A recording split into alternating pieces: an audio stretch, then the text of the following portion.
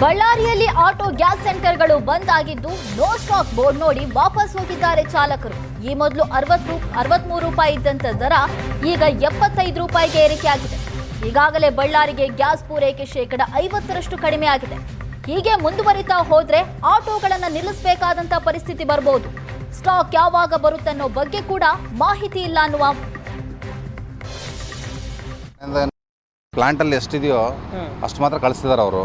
Stock full ಅಂತೂ ಬರ್ತಾ ಇಲ್ಲ, ಫುಲ್ ಟ್ಯಾಂಕ್ ಅಂತೂ ಬರ್ತಾ ಇಲ್ಲ. ಅದರಲ್ಲಿ ಕೂಡ ಸ್ವಲ್ಪ ಬರ್ತಾ ಇದೆ, 1.5 ಟನ್ನು 2 ಟನ್ನು ಎಲ್ಲ ಕಡೆ ಹೋಗ್ಬಿಟ್ಟು ಮತ್ತೆ ಇಲ್ಲಿ ಬರುತ್ತೆ. ಅದು ಹುಬ್ಳಿಯಲ್ಲಿ, ಧಾರವಾಡಲ್ಲಿ ಮತ್ತು ಹೊಸಪೇಟಲ್ಲಿ ಎಲ್ಲ ಕಡೆ ಡಿಸ್ಟ್ರಿಬ್ಯೂಟ್ ಮಾಡಿ ಇಲ್ಲಿ ಬರುತ್ತೆ. ಅದು ಈಗ ಅಲ್ಲಿ ಎಷ್ಟು ಸ್ಟಾಕ್ ಪಾಯಿಂಟಲ್ಲಿ ಎಷ್ಟಿದೆಯೋ ಅದನ್ನು ಮಾತ್ರ ಖಾಲಿ ಮಾಡಿ ಕಳಿಸ್ತಿದ್ದಾರೆ ಸರ್ ಅವರು. ಅಲ್ಲಿಂದ ಹೊರಗಡೆಯಿಂದ ಏನು ಬರ್ತಾ ಇಲ್ಲ. ಅದು ರೇಟ್ ಕೂಡ ಜಾಸ್ತಿ ಆಗಿಬಿಟ್ಟಿದೆ. ಅಪ್ಪ ಅವ್ರು ಸ್ವಲ್ಪ ಹಾಕೊಳ್ಳೋಕೆ ಆಗಲ್ಲ. ಮೊದಲು 63 ಹಂಗಿತ್ತು ಸರ್, 63-79 ಇತ್ತು. ಈಗ ನೋಡಿದ್ರೆ 75-79 ಆಗಿದೆ ಸರ್. 12 ರೂಪಾಯಿ ಜಾಸ್ತಿ ಆಗಿದೆ, ಜಾಸ್ತಿ ಆಗಿಬಿಟ್ಟಿದೆ. ಒಂದೇ ಸಲ ಜಾಸ್ತಿ ಆಗಿಬಿಟ್ಟಿದೆ. ಅದರಿಂದ ಭಾಳ ಸಮಸ್ಯೆ ಎದುರಾಗ್ತಿದೆ ಸರ್. ಇದರಿಂದ ಸರ್ಕಾರ ಕೂಡ ಸ್ವಲ್ಪ ಏನಾದರೂ ಬೇಗ ಪರಿಷ್ಕಾರ ಮಾಡಬೇಕಂತ ಹೇಳಿ.